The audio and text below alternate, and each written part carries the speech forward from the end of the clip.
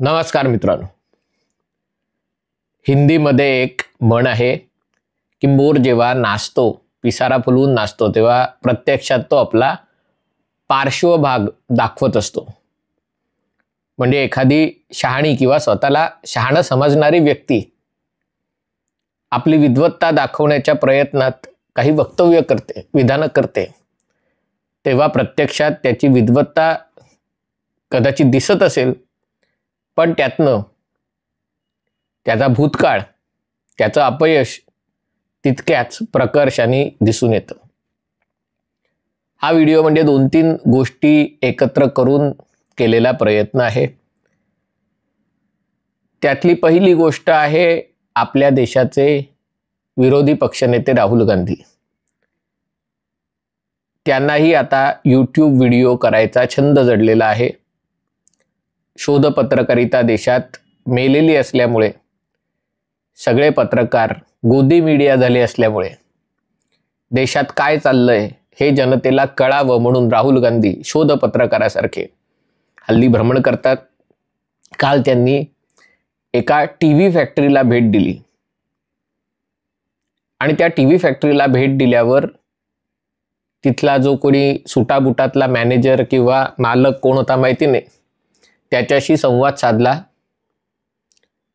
आणि एक भीषण वास्तव आपण भारतीय जनतेला अवगत करून देतोय अशा थाटात त्यांनी कॅमेरासमोर लोकांना दाखवलं की हे जे टीव्ही फॅक्टरी आहे, या टीव्ही फॅक्टरीमध्ये बनत काहीच नाहीये.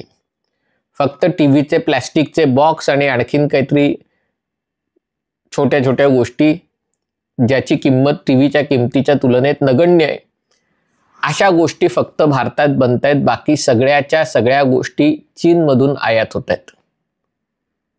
म्हणजे जो डिस्प्ले मॅन्युफॅक्चरिंग टीव्हीचा जो डिस्प्ले आहे, त्याची शीट आहे, त्याच्या मागचे LED लाईट्स आहेत, त्या टीव्हीमध्ये असलेलं जे सर्किट बोर्ड आहे, ज्याच्यामध्ये रॅम असते, ज्याच्यामध्ये तुमचे HDMI आणि वेगवेगळे पोर्ट्स असतात, ते सगळं जोडणाऱ्या पट्ट्या, या सगळ्या आयात केलेल्या गोष्टी आहेत. आपण फक्त खोका बनवतोय आणि आणखीन काही प्लॅस्टिकच्या इतर सामग्री आपण बनवतोय, असा राहुल गांधींचा दावा होता.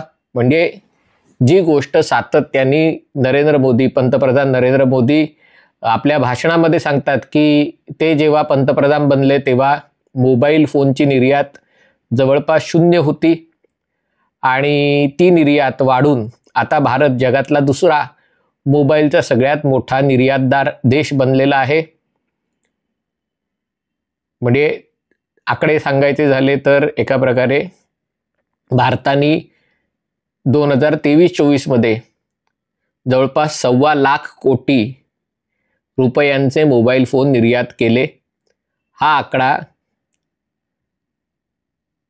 2020-21 मध्ये 228 अब्ज रुपये इतका होता.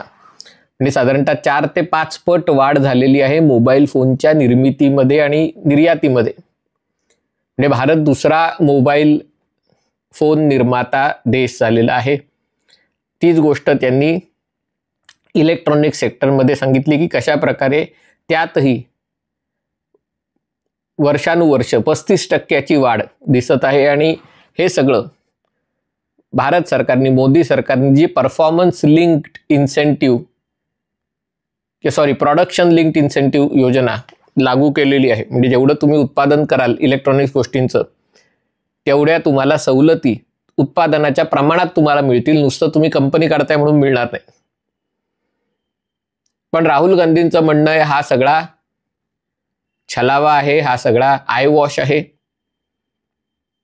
प्रत्यक्षात मात्र जे काही आपण 2.25 लाख कोटीचे मोबाईल निर्यात करतोय किंवा टीव्ही निर्यात करतोय, काही हजारो कोटींचे, त्यातला आपला वाटा जेमतेम 10-15% आहे. बाकी सगळा 70% 80% वाटा हा आयात केलेल्या गोष्टींचा आहे. आणि ते का आहे हे त्यांनी जेव्हा त्या टीव्ही उत्पादकाला का काय सुटाबुटातल्या मॅनेजरला विचारलं, तेव्हा त्यांनी सांगितलं की आपल्याकडे वीज महाग आहे, आपल्याकडे ही सर्किट वगैरे बनत नाहीत, बँका कर्ज देत नाहीत, अमुक त्यांनी पाढा वाचला. आणि त्यामुळे राहुल गांधींना एक निमित्त मिळालं की बघा नरेंद्र मोदी सरकार कशा प्रकारे खोटं बोलतंय, लोकांचा विश्वासघात करतंय. म्हणून म्हटलं ना, राहुल गांधींचा मोर थुई थुई नाचू लागला, पिसारा फुलवून नाचू लागला. पण हे नाचताना आपला पार्श्वभाग आपणच उघडा पाडला हे राहुल गांधींच्या लक्षात आलं नाही. मी काही नाकारत नाहीये की इलेक्ट्रॉनिक्स क्षेत्रामध्ये आपण स्वतः बनवत असलेल्या गोष्टी आजही कमी आहे.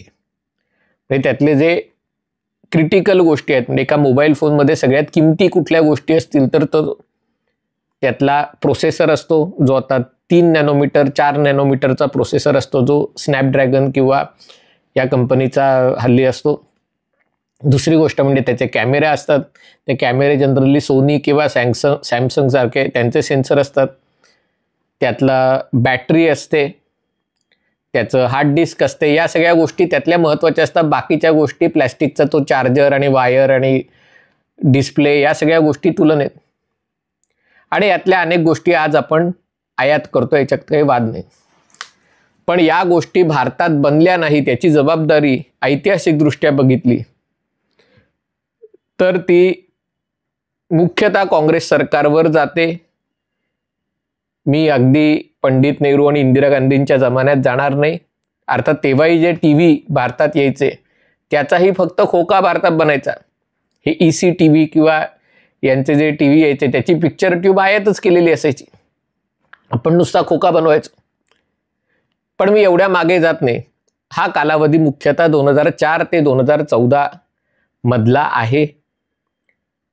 या काळामध्ये भारताने उत्पादन क्षेत्रावर लक्ष करण्याच्या ऐवजी सेवा क्षेत्रातनं येणारा पैसा, कारण तेव्हा वाजपेयी सरकारच्या काळात देशाची अर्थव्यवस्था चांगल्यापैकी प्रगती करत होती, विकासाचा दर जास्त होता, कर भरपूर येत होता. ते पैसे उत्पादन क्षेत्रात पायाभूत सुविधा तयार करण्यात गुंतवण्याऐवजी डॉक्टर मनमोहन सिंग सरकारने, सोनिया गांधींच्या मार्गदर्शनाखाली चालणाऱ्या मनमोहन सिंग सरकारने तेव्हा सगळे जे सामाजिक न्यायाच्या नावावर ज्या काही योजना, नरेगा असेल किंवा इतर काही या सगळ्या योजना आहेत की पैसा लोकांमध्ये वाटून टाकायचा आणि सेवा क्षेत्राचे गाय आहे ITES, त्या गाईचं दूध काढून ते इतरत्र वाटायचं आणि त्यातलाही खूप मोठा वाटा भ्रष्टाचारात घालवायचा. बाकी सगळ्या कुठल्याही महत्त्वाच्या गोष्टीमध्ये मंत्री गटांची स्थापना करायची, त्यांच्यात रस्सीखेच, त्यांच्यातलं राजकारण, आघाडी सरकारमध्ये मित्रपक्षांचं राजकारण याच्यामध्ये. आणि या सगळ्याच्या पलीकडे जाऊन चीनशी करार करणारे, शी जिनपिंग यांच्यासोबत करार करणारे हेच राहुल गांधी होते. आसियान बरोबर मी कालच व्हिडिओ केला. तिथेही करार करणारे, व्यापारी करार करणारे हेच काँग्रेस सरकार होतं, ज्याच्यामुळे भारतात या सगळ्या गोष्टींचा धबधबा सुरू झाला. तुम्ही म्हणाल किती वेळ तेच सांगणार, मोदी सरकारचंही काही अपयश आहे की नाही? कारण आता 11 वर्ष झाली काँग्रेसनी शेण खाल्लं हे ठीक आहे, पण तुम्ही काय करताय? बरोबर आहे, हाही मुद्दा बरोबर आहे. पण याच्यातही ही गोष्ट लक्षात घेण्यासारखी आहे की जगात जेव्हा सप्लाय चेन असतात, ज्या पुरवठा साखळ्या असतात, त्या काही एका रात्रीत बदलू शकत नाही. ही निसंशय ही गोष्ट सत्य आहे की चीननी जी आघाडी घेतलेली आहे ती कौतुक करण्यासारखी आहे. एकेकाळी चीनलाही अशाच प्रकारे, आज जसं राहुल गांधी या भारतीय उत्पादकांना नावं ठेवत आहेत, त्याच प्रकारे लोक चीनी उत्पादकांना नाही नावं ठेवायचं. कारण चीन काय बनवतं, ती फाउंटन पेनं, आमच्या लहानपणी ती पायलट पेनं असायची, ती मेड इन चायना असायची. किंवा कोणी नेपाळला गेलं तर त्या छत्र्या, नंतर ते लाईट गेले तर जे दिवे लागायचे, या अशा गोष्टी चीनमध्ये बनायच्या, पंखे वारा घालायला. तिथपासनं ते आज चीननी जी प्रगती साधलेली आहे ती थक्क करण्यासारखी. आणि हा हेवा फक्त भारताला नाही तर अगदी अमेरिका, जपान, जर्मनी, कोरिया सगळ्यांना चीननी हेवा वाटावा अशी परिस्थिती निर्माण केलेली आहे. त्यातनं तुम्हाला चीनची स्पर्धा करायची असेल तर तुम्हाला कोणीतरी ऑर्डर द्यायला पाहिजे, तुमच्याकडे कोणीतरी तंत्रज्ञान घेऊन यायला पाहिजे. चीननी काही तंत्रज्ञान स्वतः विकसित केलेलं नाहीये. जपाननी, जर्मनीनी, अमेरिकेनी तिकडे कारखाने काढले या भ्रामक समजुतीत की आपण तिथे कारखाने काढले की स्वस्त गोष्टी चीनमध्ये बनतील, चांगल्या गोष्टी अमेरिकेत बनतील, जर्मनीत बनतील, जपानमध्ये बनतील. आणि त्यामुळे आपलं पारडं कायम जडच असेल. पूर्वी मोबाईलच्या बाबतीत असं म्हटलं जायचं की चीनमध्ये मुख्यतः आयफोनची असेंब्ली व्हायची, पण आयफोन बनवणाऱ्या अमेरिकेत जेवढे रोजगार तयार व्हायचे त्याच्यापेक्षा 100 पट जास्त रोजगार, म्हणजे अमेरिकेत जे थोडे रोजगार तयार व्हायचे ते सगळे लाखो डॉलरचा पगार घ्यायचे. चीनमध्ये जे असंख्य रोजगार व्हायचे ते $500 $600 पगार घेऊन, पण त्याच्यातनं लाखो लोकांची रोजगार निर्मिती होत होती. पण तिथून सुरुवात करून चीननी ही प्रगती केलेली आहे आणि भारतालाही नेमकी हीच गोष्ट करायची. आधी आपल्याकडे काही होतच नव्हतं. म्हणजे राहुल गांधी आता दाखवत आहेत की फॅक्टरीत चीनमधनं माल येतोय, पण राहुल गांधी देशाचे पंतप्रधान बनायला चालले असताना देशात फॅक्टरीज नव्हत्या. अमेठी आणि रायबरेलीमध्ये आता AK-203च्या बंदुका बनत आहेत. राहुल गांधी तिकडचे खासदार तेव्हा होते, तेव्हाही अमेठी, धुळीने माखलेले रस्ते, 12-12 तास लोड शेडिंग, याच्याशिवाय अमेठीमध्ये काही नव्हतं. निदान शरद पवारांनी बारामतीचा मोठ्या प्रमाणावर विकास केला. राहुल गांधी, सोनिया गांधींनी अमेठी, रायबरेली हे सगळे मतदारसंघ डब्यात घालवले आणि त्यामुळे या गोष्टी तेव्हा होत नव्हत्या. मोदी सरकारला संधी मिळाली ही 2019 नंतर संधी मिळाली, 14 ते 19 संधी नव्हती, कारण तेव्हा चीन अजूनही जगाच्या डोळ्यांमध्ये खुपत नव्हता. पहिले कोविडचं संकट आणि त्याच्यानंतर अमेरिकेशी चीन करत असलेली स्पर्धा आहे बघता आज पाश्चिमात्य देशांना जाग आलेली आहे. त्यामुळे आता त्यांच्यापैकी काही जण भारतात आपल्या पुरवठा साखळ्या तयार करायला लागलेल्या आहेत. त्याच्यातही डोनाल्ड ट्रम्प आणि इतर लोकांची जी भूमिका आहे की तुम्ही भारतात कशाला करताय, अमेरिकेत करा, आणि ती त्यांच्या देशाच्या दृष्टीने बरोबर आहे, कारण ते देश त्यांचा विचार करणार. त्यामुळे या सगळ्या अडचणींवर मार्ग काढून भारताने आपलं जे धोरण ठरवलेलं आहे त्याला मिळालेलं यश हे अतिशय चांगलं आहे. ठीक आहे, ही गोष्ट खरी आहे की अजून 60-70% गोष्टी आपण, आणि त्या सगळ्या चीनमधनं आयात नाही करतात, कारण ते कॅमेरे आहेत ते जपानी कंपनीचे आहेत, प्रोसेसर आहेत ते तैवानी कंपनीचे आहेत, आणखीन काही गोष्टी आहेत त्या इंडोनेशियात बनत आहेत. सगळ्या काही गोष्टी चीनमध्ये बनत नाही आहेत. पण हे खरं आहे की त्या आयात केलेल्या गोष्टी आहेत. पण निदान चांगली गोष्ट ही आहे की या योजनेमुळे या सगळ्या इंडस्ट्रीमध्ये लाखो लोकांना रोजगार मिळालेला आहे. जे काही 20,000 25,000 40,000 रुपये पैसे मिळतात त्यांना, पण तो रोजगार त्यांना मिळालेला आहे, ही पहिली गोष्ट. दुसरी गोष्ट, याच्यातनं आपला पाया तयार होतो. जर आपण मोबाईल फोन असेंबल करू शकलो, TV असेंबल करू शकलो, हे जेव्हा लक्षात येतं तेव्हा जागतिक कंपन्या भारतामध्ये अधिक तांत्रिक बाबी असलेल्या गोष्टींची निर्मिती करायला लागतात. आणि या ज्या प्रोडक्शन बेस्ड इन्सेंटिव्ह लिंक्स, जे प्रोडक्शन बेस्ड इन्सेंटिव्ह स्कीम आहे, तिच्या मुळाचीच ही आहे की आत्ता तुम्ही 80% आयात करा, 20% इकडे बनवा, पण आणखीन 2 वर्षांनी 40% बनवा, आणखीन 2 वर्षांनी 70% बनवा. आणि त्या पायऱ्या आपल्याला चढत जायचे, पण त्याच्यासाठी औद्योगिक धोरण पुरोगामी विचारांचं पाहिजे. यांचं पुरोगामित्व सगळं फक्त शांतिप्रिय समाजासाठी तेवढंच असतं. आणि तसं करायचं तर एकीकडे तुम्ही न्याय म्हणून लोकांना काही काम न करता फुकट पैसे वाटणार, लोकांना फुकट वीज देणार, 11 गॅरंट्या देणार की काही तुम्ही करू नका, सरकार तुमच्या तोंडात येऊन भरवेल. असं जर झालं तर कशा प्रकारे भारत स्वयंपूर्ण होणार? म्हणजे एकीकडे लोकांना नादाला लावून त्यांना कुठलंही काम न करता पैसे कमावण्याच्या युक्त्या तुम्हीच देणार, आणि नंतर तुम्हीच या फॅक्टऱ्यांमध्ये जाऊन कशा प्रकारे चीनमधनं आयात केलेल्या गोष्टी इथे बनतायत हे दाखवणार.